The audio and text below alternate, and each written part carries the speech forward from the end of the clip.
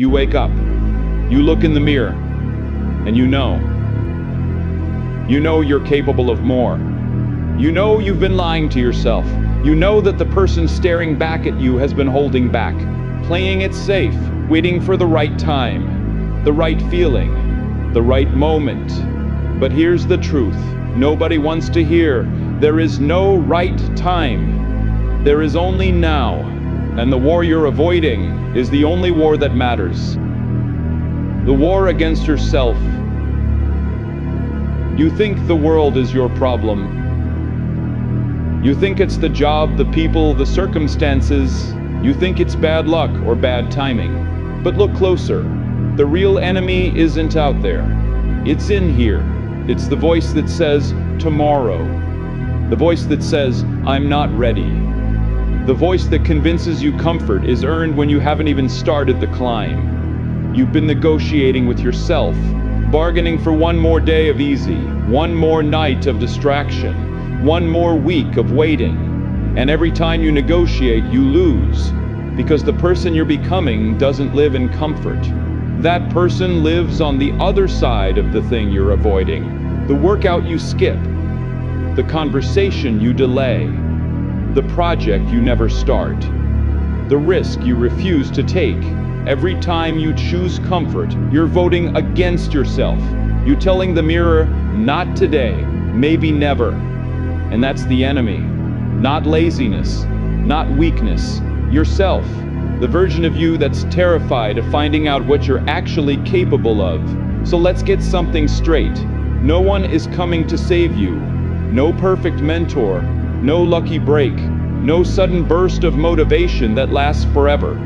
This is your life, your body, your mind, your responsibility. And the moment you stop blaming the world is the moment you take your power back.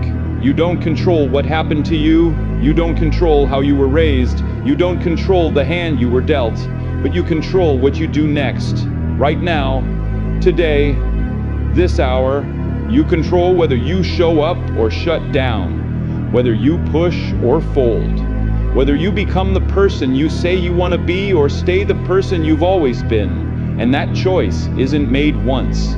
It's made every single day, in the quiet, in the dark, when no one's watching, when no one's cheering. That's where you prove yourself, not to them, to you. Motivation is a spark. Discipline is the fire that never goes out. Motivation gets you out of bed once. Discipline gets you out of bed when your body screams to stay down. When your mind is begging for rest, when everything in you says, not today. Discipline says, especially today. You don't need to feel like it. You don't need to be inspired. You need to move. One rep, one page, one step, one decision that builds the next one. Because transformation doesn't happen in the big moments. It happens in the small ones, the ones nobody sees. The morning you chose discipline over comfort, the night you stayed consistent when it didn't feel worth it, the week you kept going when results weren't showing yet. That's where you build yourself. In the unsexy grind, in the repetition, in the daily choice to become, not just to want. And here's what most people don't understand. Action creates clarity. You don't think your way into a new life. You act your way into it. You move before you're ready. You start before you feel prepared. Because the person you're becoming doesn't wait for permission. That person takes responsibility and moves. And yes, you're going to be afraid. Fear doesn't go away. It just means you're at the edge. At the boundary of who you've been and who you could become. Most people see fear and turn back. You see fear and lean in. Because fear is information. It's your internal GPS saying, this matters. The things that scare you are the things that will change you. And failure is not your enemy. Failure is feedback. Proof that you tried. Proof that you're testing your limits. Proof that you're not playing it safe anymore. You're going to fail. You're going to fall short. You're going to look foolish. And that's exactly where growth lives. In the discomfort. in the awkward middle, in the space between who you were and who you're becoming. Most people quit here, right before the breakthrough, right before the shift, because it gets hard, because it gets heavy, because the mirror starts to reflect someone unfamiliar. But that unfamiliarity, that's progress. That's you shedding the old skin. That's transformation happening in real time. Don't run from it. Walk into it with your eyes open, with your fists up, with the understanding that discomfort is not a detour, it's the path. And understand this takes time. Real change is slow. It's invisible at first. You won't see it in a day, or a week, or even a month. But it's happening. Beneath the surface, in your mind, in your habits, in the way you respond to pressure. You're not competing with anyone else. You're not on their timeline. You're not racing their race.